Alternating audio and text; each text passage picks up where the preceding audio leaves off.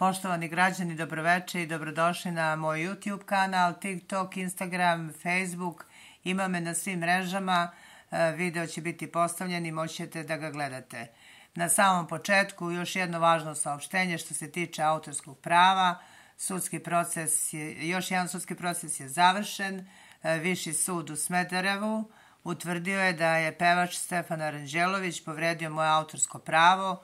U pitanju je pesma Beograd, inače pesma iz moje zbirke poezije koju je on bez moje dozvole neovlašćeno i bez pitanja presnimio i obradio, studijski snimio, znači snimio čak i spot i postavio na svoj YouTube kanal i na ostale svoje društvene mreže.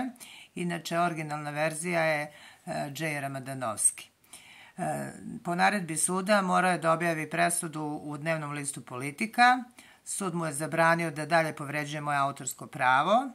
Sud mu je naredio da da imena i podatke ostalih učesnika ovog događaja protiv autorskog prava, jer po zakonu o autorskom pravu svi učesnici u lancu mogu biti tuženi.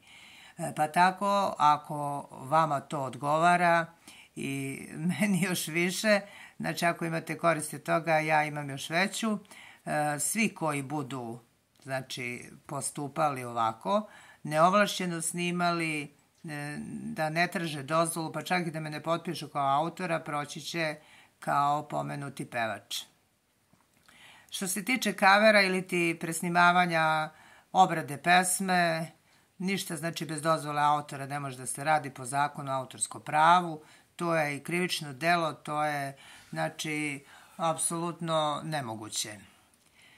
Kaveri su najsmešniji u stvari u celoj priči kad kažu ti kao mladi pevači za koje ne zna ni prvi komšija, kao on oživeo neku pesmu kao iz naftalina, neku staru pesmu, kao pa oživela je pesma tebe, jer za tebe niko i ne zna.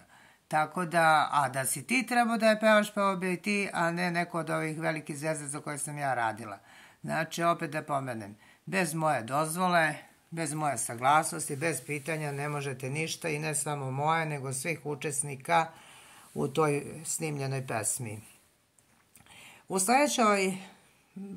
sledećem videu ispričat ću vam, ima još i gorih stvari, samo vi pratite mene, mislim da se malo i zajedno smejemo, što biste reklo.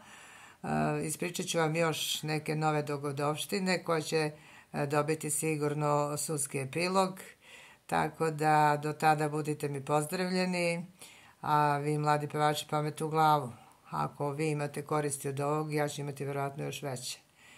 Ja sam ovog dečka pomenula lepo na Facebooku, rekla mu da skloni pesmu, on je to samo sinovo ili ti pogledao poruku i nastavio po svome i tako je došlo do ovog sudskog procesa koji je završen u moju korist.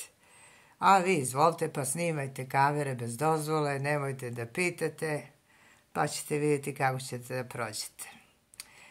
Veliki pozdrav još jednom da kažem, dragi umetnici, branite vaše pravo, koga ne brani, on ga i nema. Sve vas pozdravlja Vera M i čekajte sledeći video i sledeću priču da se malo zajedno smejemo. Prijatna vam noć.